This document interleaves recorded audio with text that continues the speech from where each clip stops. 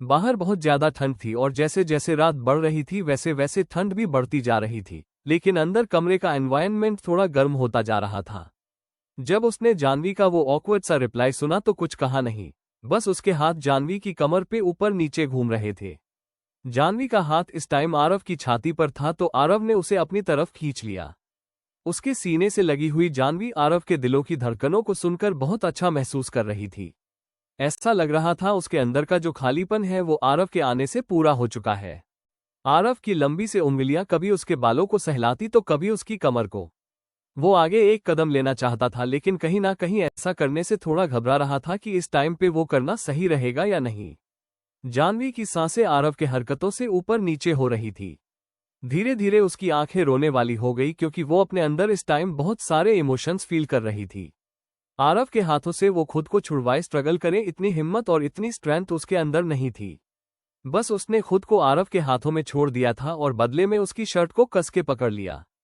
पहले तो आरव सिर्फ एक ट्राई करना चाहता था। उसे लगा था वो सिर्फ किस करके हट जाएगा और आज की रात कट जाएगी, लेकिन शायद उसने जानवी के चार्म को कम में आंक लिया था। उसे फील हुआ जितना उसने इमेजिन किया था उससे कई ज्यादा जानवी का इन्फ्लुएंस उसके ऊपर है।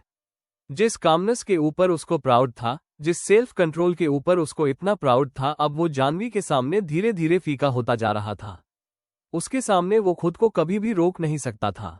वो कभी उसके गालों पर किस करता तो कभी उसकी गर्दन पर, और इन सबसे जानवी की सांसें भी बहुत ऊपर नीचे हो रही थी। उसने थोड़ी हिम्मत करी और आरव से कहा, अभी कुछ मत करिए, मैंने शावर नहीं लिया है, पहले मुझे शावर लेने दीजिए।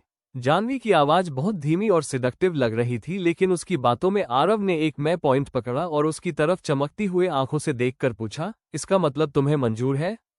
तुम्हें कोई प्रॉब्लम नहीं है मेरे इस कदम से? जानवी ने कोई रिप्लाई नहीं दिया और शर्म के मारे दूसरी तरफ अपना सर घुमा लिया।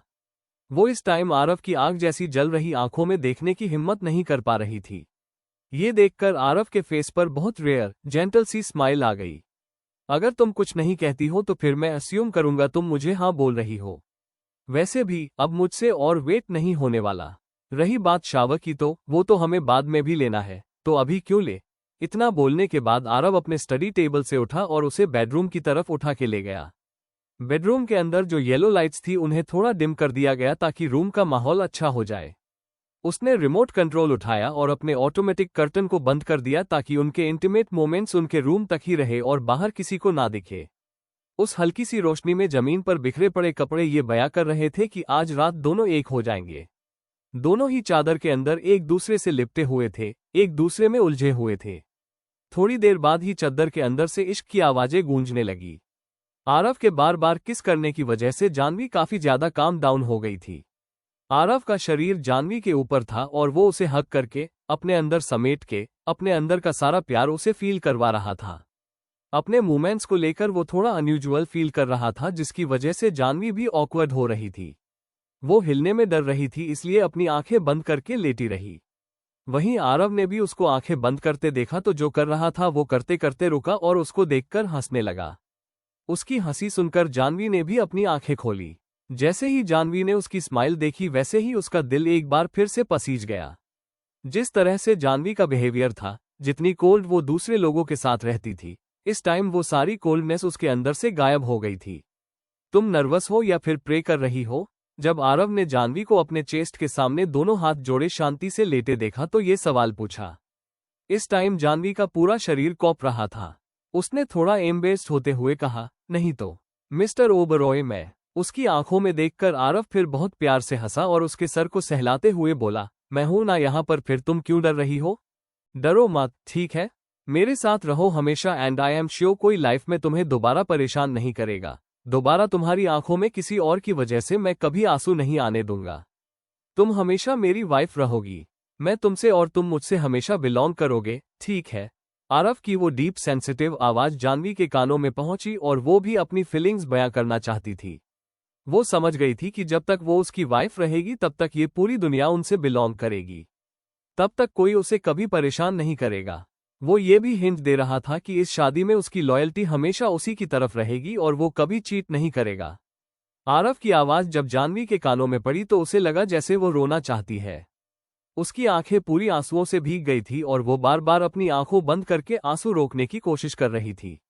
चाहे आरव झूठ बोल रहा था या सच, लेकिन इस मोमेंट पर वो उसकी बातों से इतनी ज्यादा इम्प्रेस थी, इतनी ज्यादा टच थी कि उन पर भरोसा करने से वो खुद को रोक नहीं पाए।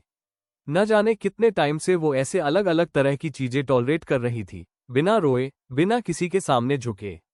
लेकिन अब वो शायद अपने दिल में ये सब नहीं रख सकती थी।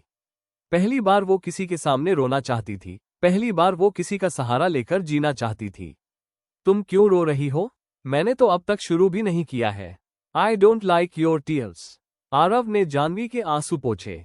वो अपनी बातें खत्म कर पाता उससे पहले ही जाह्नवी ने उसके कंधों को थोड़ा नीचे खींचा और दोनों के होंठ आपस में टकरा गए। एक मोमेंट के लिए तो वो स्टंट था, लेकिन फिर उसके इनिशिएटिव को देखकर आरव खुश भी हुआ।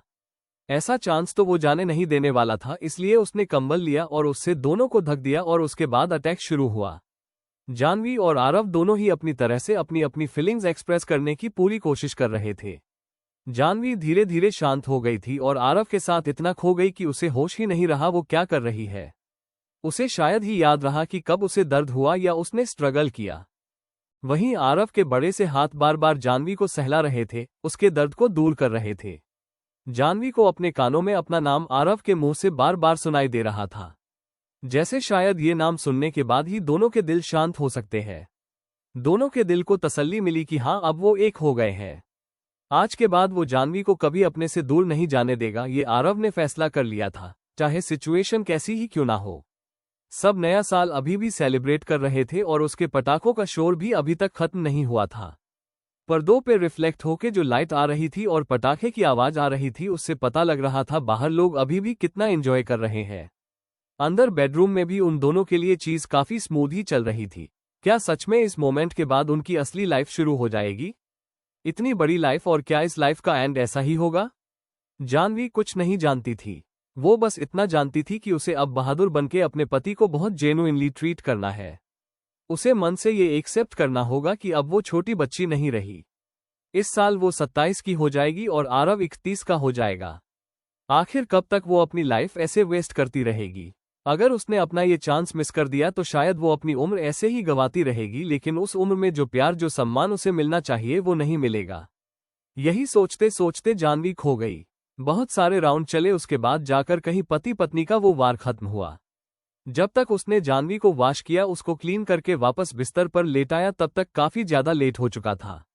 बाहर आसमान में पटाखे अभी भी फूटे जा रहे थे।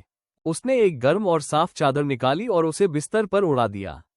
उसे कंबल उड़ाने के बाद उसको सोता हुआ देख वो प्यार से हंसा और बोला, good night Jahnavi Oberoi, my wife. फिर वो वहां से खड़ा हुआ, उसने अपना स्लीपिंग रोब उठाया और वो पहन के बेडरूम से बाहर आ गया। वो अपने स्टडी रूम में गया जहां पर लैपटॉप अभी भी स्टैंड बाय मोड पर रखा हुआ था। आरव वहां पर बैठा, उसने लैपटॉप ऑन किया और स्क्रीन पर तुरंत काफी ज्यादा कॉम्प्लिकेटेड डाटा आ गए, जिसकी डाटा एनालिसिस करने में वो बिजी हो गया। उसकी उंगलियां इस टाइम कीबोर्ड पे तेज तेज नाच रही थी।